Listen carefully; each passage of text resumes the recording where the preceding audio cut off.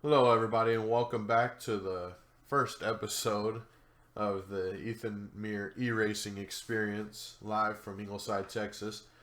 Today, we're going to be talking about the past weekend here in NASCAR at the Brickyard. Looking forward to next weekend at Kentucky, and just a couple other minor things that happened this weekend. First off, I want to talk about the Pennzoil 150 at the Brickyard.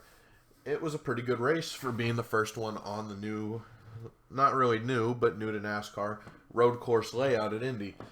Chase Briscoe ended up getting the win. Indiana native ends up getting his first win there at the road course. The first win by anybody at the road course in a NASCAR Xfinity Series car. And it was such a good race for him. He ended up making a bonsai pass with about 3 laps to go, and he ended up jumping into the lead. He held it there for the rest of the race, and now he sits with 5 wins on the season. But yet he only sits 21 points behind, 21 points ahead of Noah Gragson, who won the first race of the year at Daytona, won another race at Bristol. But you look at Chase Briscoe's stat line here. I mean, in 13 starts, because the top 13 all have 13 starts. You know, these are the guys that are here for points. But you look at this. You look at Chase Briscoe. 13 starts, 5 wins, 7 top 5s, 10 top 10s, 275 laps led, 3 stage wins, and he is projected to be ranked number 1 in the playoffs. He leads by 21 points, not because of his finishes, but because of his wins. Because then you go down and you look at second and third place, Noah Gragson and Ross Chastain. Gragson in 13 starts, 2 wins, 8 top 5s, 10 top 10s. 344 laps led and 5 stage wins. That Noah Gragson deserves to be in first place, but it's his wins that hold him back. That's the only reason Chase Briscoe is in first place there. You know, Gragson has more laps led, has the same amount of top 10s, but more top 5s. It's just the 3 less wins. But then again, that adds to Chase Briscoe saying, 5 wins and 7 top 5s. I mean, if he's going to get a top 5, he's more than likely to be the one winning the race.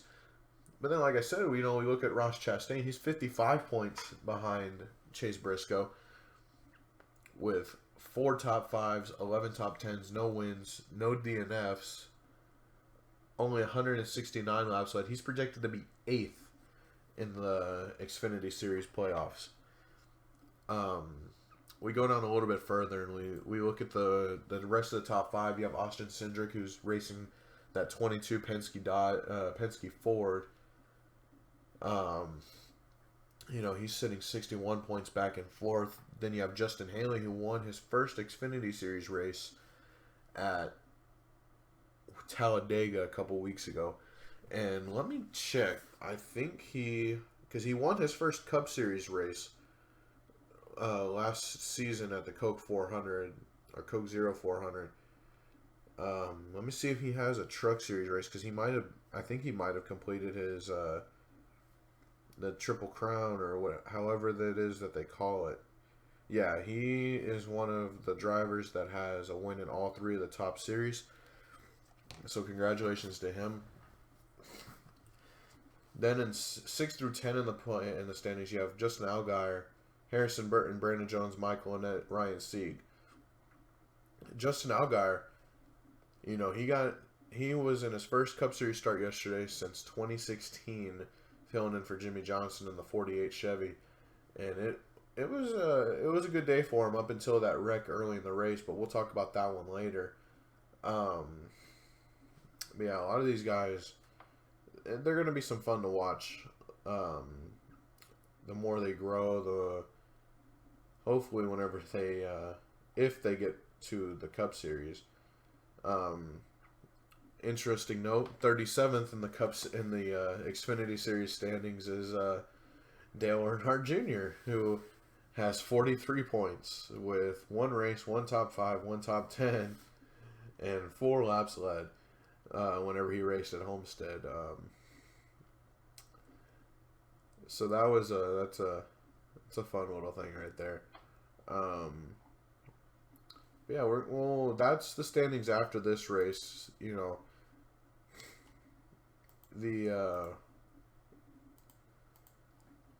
like I said, Chase Briscoe won the race, 30 laps led. Then you round out your top 5 with Justin Haley, Noah Gragson, AJ Allmendinger, who was a strong favorite for this one just because, you know, that's originally what he was in the Cup Series, was the road course ringer. And, you know, he won at Atlanta a couple weeks ago in that 16 Calic racing car. But he led 2 laps. But the great thing about it is AJ Allmendinger started 30th and he finished 4th. You look at Briscoe, he started 12th, finished 1st. Justin Haley started 11th, finished 2nd. You know, and a lot of these guys in the top 10, other than AJ Allmendinger and Alex Labbe, none of them started. Well, if we're going to talk about top 10, that's AJ Allmendinger, he started 30th. And Alex Labbe started 22nd, he finished 8th. And Preston Pardus finished 10th, he started 19th. So really, without those 3 guys, 7 of the top 10 started within the top 12. You know, Michael Annett started 2nd, he finished 9th. Let's see, our pole sitter, Jeb Burton, finished 31st. He was 2 laps down. Sad day for Brandon Jones. He ended up bursting an oil line. His car was on fire 34 laps into the race.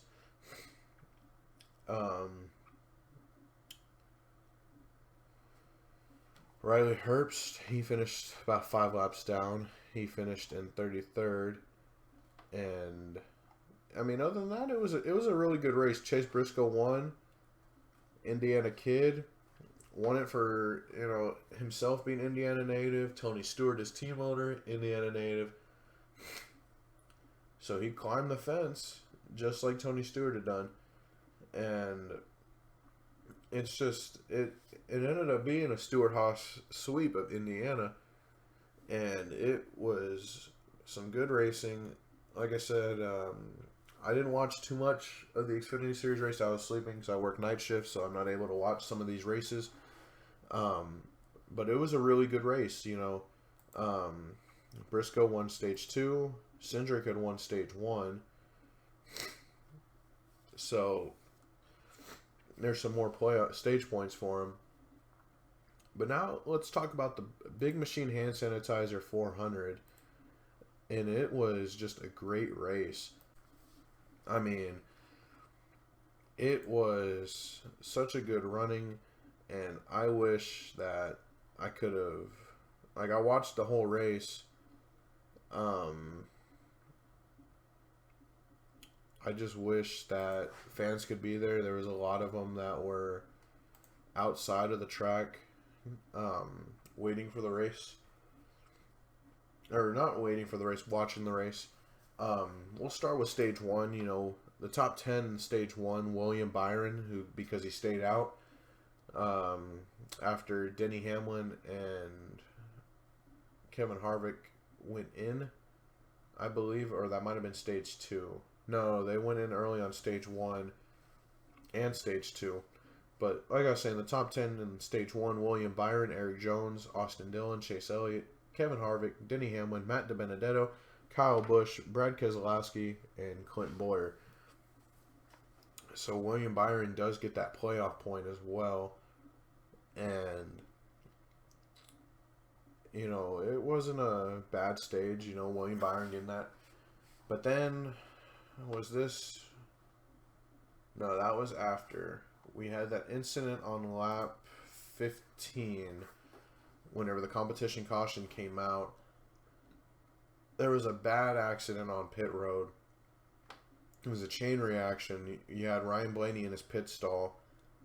and just a whole mess of cars. Just straight. It was Corey LaJoie, Justin Allgaier in the 48, Martin Truex Jr., Ryan Preece, and Ricky Stenhouse Jr. So both of the JTGs, MTJ, Allgaier, and LaJoie, and then Brennan Poole. It wasn't so bad until Brennan Poole smacks into the side of Ryan Blaney's number 12, and that's whenever it reminded me of the incident back in 1990 when Bill Elliott, one of his crew members was on the back of the car, and Ernie Irvin's, because that was whenever pit road didn't have a speed limit. So Ernie Irvin coming down pit road, he lost control, smacked into the back of Bill Elliott's car, and it ended up killing his rear tire changer. That's what this reminded me of, because in the video, it just looks terrible. I mean, the guy got up. Gratefully, he got up. But no, Brennan Poole smacked into the side. I don't know if it was I don't know if he had any control over it. It didn't look like it. But he ended up squeezing the rear tire changer, Zach Price, between the two of them. You know, he got away from it, gave a smile, a thumbs up. They took him in the ambulance to the local hospital. I believe they said he had a broken leg. I'm not too sure. The article's not really saying anything. It's just saying that he was treated and released. So he might be fine. I remember hearing something about he might have had a broken leg or fractured leg. And then you have Ryan Blaney after the race tweeting, "Glad Zach Price is feeling all right. That's a scary scene for sure. Even worse when I saw the replay. Them guys are warriors, all of them." And that is just showing a great deal of appreciation these drivers have for their pit crews. You know, these guys are out here working almost just as hard as the drivers are. Because you're standing in the pits all day, you know, in a fire suit. It gets hot. You know, you're working almost just as hard as these drivers are. You're just not the one in the car, but you're the one responsible for making the car go. But this brought out a red flag. It lasted 11 minutes. After the race had already been delayed, 55, due to lightning strikes before the race. So the race ended up finishing about 8 o'clock Central Time. Like I said, it was a pretty good race. We'll go back. Stage 2, you know, another great stage.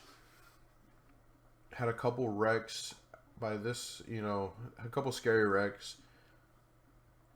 Ryan Newman went out. Chris Buescher went out. Eric Jones had gone out. Ryan Blaney was back in the pack, kind of. William Byron, he was leading, and his left front tire just blew out and blew up the hood vents. So he spent a couple laps trying to get that fixed. So he ended up being 5 laps down, I believe. But then you have your top 10 in stage 2.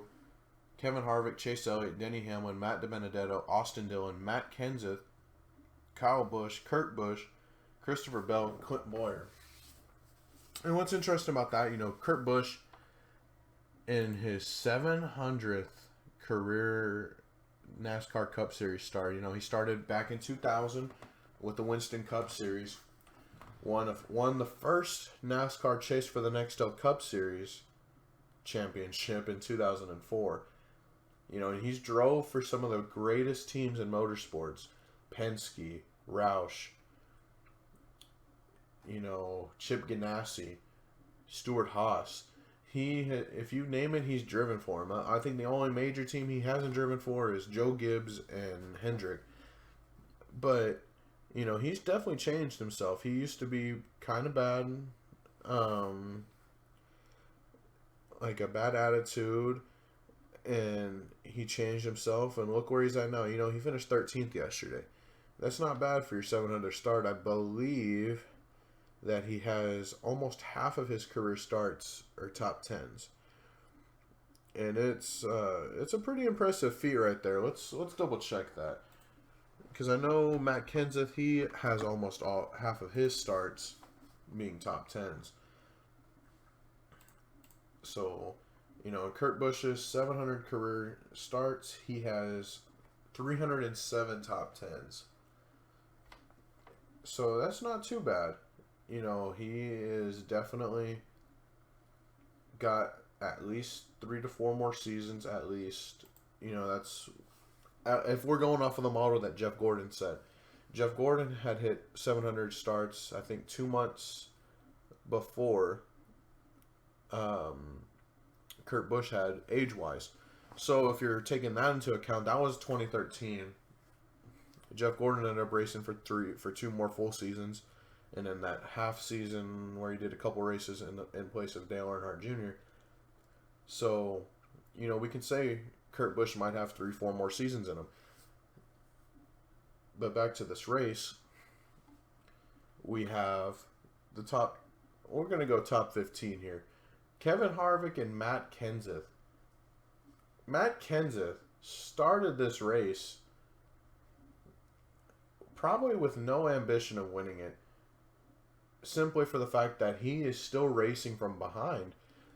He is in a Cup Series car with a package that he's never seen before, because he hasn't been in the Cup Series since 2018. But the thing about that is, these cars have changed a little bit. That was whenever Chevy was still using... Well, that was whenever Chevy first brought out the Camaro for the Cup Series. That was when Ford was still using the Fusion. So, it's a different package. It's a different car. Especially this year, we have the different aerodynamic package. But he's also racing with Kyle Larson setups. And you can't put in Matt Kenseth setups because of... he hasn't driven one of these cars before. The last time he drove for Joe Gibbs. He drove a Camry. It'd be a little bit easier if he was in a Camry. But what also doesn't help him is not having practice, not having qualifying, simply for the fact that he's having to go into the race. And I give him props for that. He pulled out second place today, or yesterday, after not, no practice, no qualifying. It's showing that he is actually working on it, and that he is definitely going to be something to mess with here in the future, as long as he keeps this up. He might only be racing just for this year, but he could potentially, if he keeps stringing up finishes like this, break his way into the playoffs, and that would be definitely something to see right there. Going back down the list, though, in third, fourth, and fifth, you had Eric Almirola, Brad Keselowski, and Cole Custer. So in the top 5, you have 3 of the 4 Stewart-Haas Fords. Clint Boyer, on the other hand, was down in 16th. So you have all 4 of their drivers finishing in the top 16. What was a surprising finish, though, was Kyle Busch in 6th. He still has no wins, no stage wins. Another surprise was Michael McDowell finished 7th. Tyler Reddick finished 8th. Bubba Wallace 9th. Joey Logano got 10th. Chase Elliott, my favorite driver, who led 26 laps yesterday, ended up finishing 11th after he came down pit road with 2 to go. He grabbed 2 fresh tires, but yet he did not gain any spots on the track. So I don't know if Alan Gustafson just misses him and wants to see him every couple laps or what. But that was definitely a questionable call on my end. Then again, I'm not the one sitting on top of the pit box or in the car, so I can't say anything other than voice my opinion on it. Then for the rest of the top 15, you had Christopher Bell in the Levine family Toyota Camry, Kurt Busch in the number 1 Chevy, Ty Dillon in the Germain Racing 13 Chevy, and John Hunter Nemechek rounded out the top 15 in his 38 Front Row Motorsports Ford. So it was a pretty good race, like I said. Fastest lap for the leader ended up being, what is it? At the end of the race, he'd finished with a 49.48. So yeah, it wasn't bad.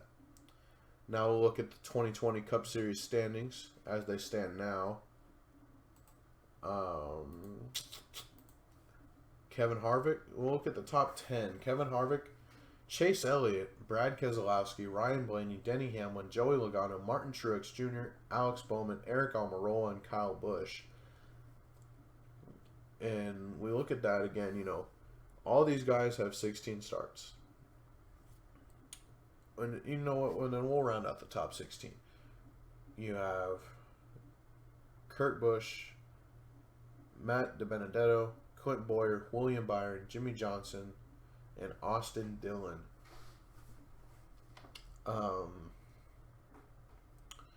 So let's start it back up at the top. All these guys, except for Jimmy Johnson, have 16 starts this season. Kevin Harvick in his 16 starts, 4 wins, 9 top 5s, 13 top 10s, 640 laps led, 2 stage wins, and he is going to be number 1 in the playoffs when those start. And with Kevin Harvick, it is all 4 of those wins have came since we came back to race. He won the first race back in Darlington. He won Atlanta. He won one of the Pocono races, and then now he won yesterday. Chase Elliott, his 1 win earlier in the season at Charlotte on the Thursday, puts him with 1 win, 7 top 5s, 9 top 10s, 2 DNFs, unfortunately. 451 laps led, 5 stage wins. He's going to be 4th projected in the playoffs. Brad Keselowski, 2 wins. Ryan Blaney, 1 win. Denny Hamlin, 4 wins, including the Daytona 500, a Pocono race, and 2 others. Joey Logano, his 2 wins from before we started. He has 2 wins, 3 top 5s, 7 top 10s, 4 stage wins. He's going to be 5th in the standings.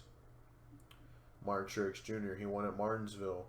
But other than that, it's been a pretty uneventful year for him. 1 win, 2 top 5s, 8 top 10s, and 16 races. 3 DNFs. Only 2 stage wins. Then you look at Alex Bowman, the showman, 1 at Fontana earlier in the year. 2 top 5s, 5 top 10s, and 16 starts. He is going to be 7th in the standings, 1 spot ahead of Martin Truex Jr. by 1 point. Then you have Eric Almirola, no win. And this is where we start getting to the guys that don't have wins. There's nobody lower than Alex Bowman that does not have a. There's no one lower than Bowman with a win. So the top 8 spots are locked in. And with that, you have 8 guys fighting for the rest of the spots here. And that's Almirola, the Busch brothers, DiBenedetto, Bowyer, Byron, Johnson, and Dillon. And then you also have Eric Jones and Tyler Reddick, who are on the fringe by less than 20 points, within striking distance of Austin Dillon. And with that, it's really tough here because, especially with Jimmy Johnson, he might not race next weekend. That could push him out, push Eric Jones in. But then again, Eric Jones has 2 DNFs so far in the year. Tyler Reddick has 3. There's only 2 in the top 20 without DNFs. That's surprisingly Matt DiBenedetto and the Wood brothers and Kevin Harvick. They're the only 2 without DNFs in the top 20. You want to go top 25, you got to add John Hunter Nemechek. It is surprising that this many guys, that only 3 guys in the top 25, really top 30, have no DNFs. 3 guys. But as I was saying, Kyle Busch, 7 top 5s, 9 top 10s, not too bad, but he has no wins, no stage wins this year. Kurt Busch, 3 top 5s, 9 top 10s, no wins. 1 DNF. He's going to be 13th. Matty D, 1 top 5 earlier in the year at Las Vegas. 4 top 10s, though.